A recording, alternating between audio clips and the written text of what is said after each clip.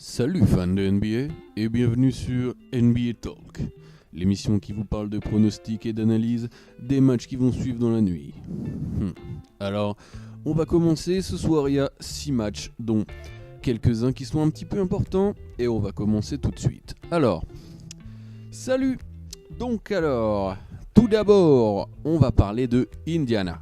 Indiana, donc, qui reçoit les Charlottes avec Dwight Howard et Kemba Walker.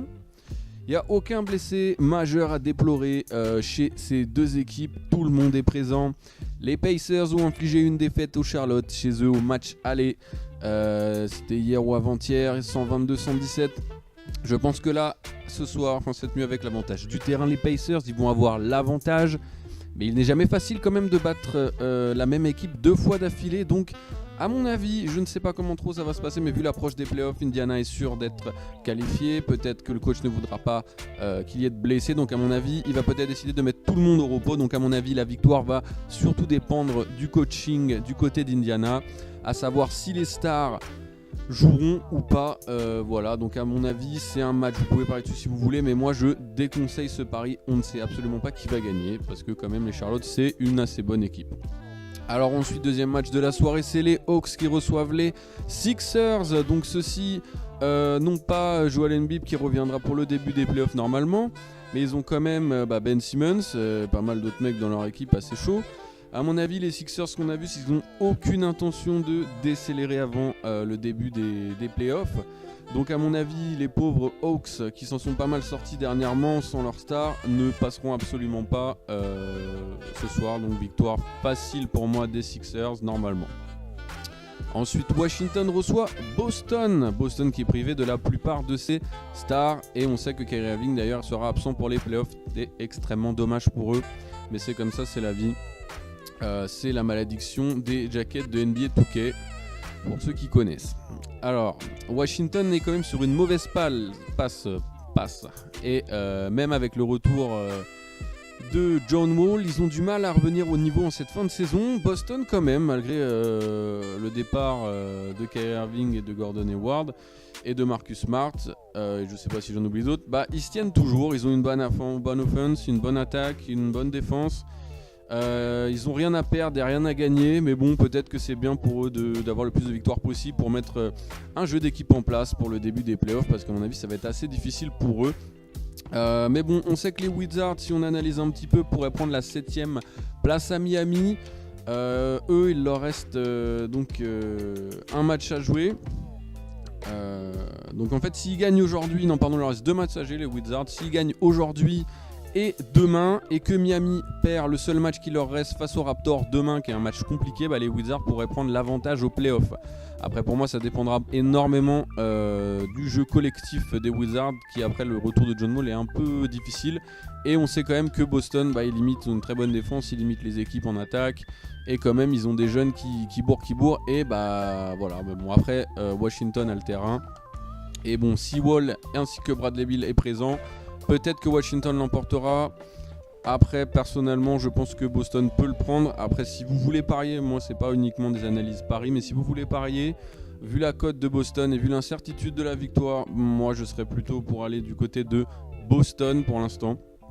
Voilà. Vous faites à peu près comme vous voulez. Alors après, ensuite, il y a les Suns contre les Mavericks. Après, moi, dans ce genre de match sans enjeu avec des fonds de tableau et vu le nombre de blessés du côté des deux équipes, moi, je donne l'avantage à l'équipe qui joue à domicile dans ce genre de match. Donc, à mon avis, les Mavericks vont gagner. Si c'est bien les Mavericks, je crois qu'ils jouent à domicile. Donc, si c'est les Suns, c'est les Suns. Comme j'ai dit, c'est l'équipe à domicile. Mais je déconseille de parier un match aussi compliqué. Voilà. Ensuite, match important, les Jazz ils reçoivent Golden State à domicile. On sait que les Jazz ils font mal à domicile quand même avec 27 victoires contre 13 défaites. Y a Ricky Rubio qui est revenu et qui fait du lourd en ce moment. Mais bon, côté de Golden State, quand même, on a Iguodala et Steph Curry qui seront absents. Donc ça peut à peu près compenser la petite différence d'écart de niveau entre ces deux équipes. Surtout que ils jouent à domicile comme je l'ai dit. Après on sait que Golden State quand même ils ont un record même à l'extérieur qui est encore meilleur que celui à domicile qui est de 29 victoires contre 11 défaites. Mais à mon avis, vu la lancée des Jazz en ce moment et la faiblesse de Golden State face à des équipes qui possèdent de bons intérieurs, fusionné avec un bon meneur et des bons shooters extérieurs, à mon avis, la triple menace des Jazz, elle peut faire très mal à Golden State. Après, pour moi, les Jazz, ils ont l'avantage sous le panier au rebond. Ça c'est sûr, c'est à peu près comme d'hab face à des équipes type comme Utah avec des bons intérieurs. Mais ils peuvent peut-être tenir le coup à 3 points, ça va dépendre des joueurs. Mais après ça va quand même varier, la victoire va quand même varier énormément en fonction de la réussite au shoot de Durant et Thompson et du collectif d'équipe qui peut vraiment s'enflammer souvent comme chez Golden State. Après, comme j'ai dit, si vous comptez parier, moi je pense que Golden State là, ils sont un peu en galère. Je pense qu'ils vont pas laisser passer ces matchs, je pense. Peut-être que vu la cote énorme qu'ils ont mis à Golden State, que je trouve vraiment abusé, moi je parierais plutôt sur Golden State ce soir. Voilà. Donc ensuite il y a les Lakers qui reçoivent donc Houston. Les Lakers qui sont privés de Kyle Kuzma, Ingram et Lonzo Ball.